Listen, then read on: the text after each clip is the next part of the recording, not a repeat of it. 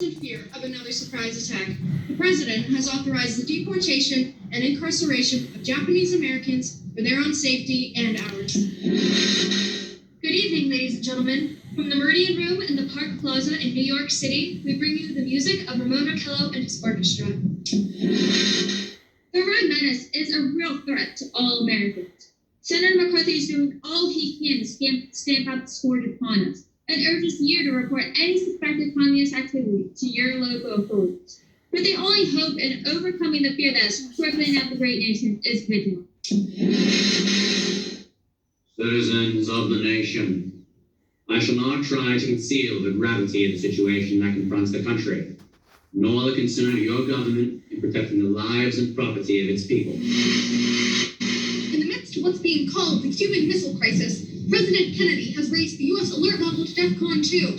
Americans live in fear of nuclear war, and Russian leader Nikita Khrushchev went so far as to say that, quote, the survivors of a nuclear war would envy the dead, unquote. Good evening, ladies and gentlemen. This is Carla Phillips speaking to you from Grover's Mill, New Jersey.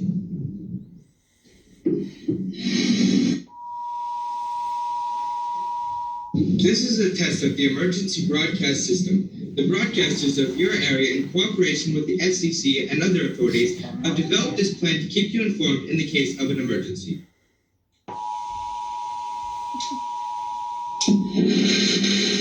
We are bringing you an eyewitness account of what's happening on the Wilmus Farm in Grover's Mill, New Jersey. The nation's first 24-hour cable news network has launched and will be bringing viewers breaking news all day and all night. Politics, weather, and the joys and fears of our daily life will be broadcast nonstop around the clock. We now return you to Carla Phillips at Grover's Mill. At the moment, local police and the sheriff's office, district attorney, fire officials, and school officials are giving us the latest details on the deadliest school massacre in U.S. history. Ladies and gentlemen, am I on?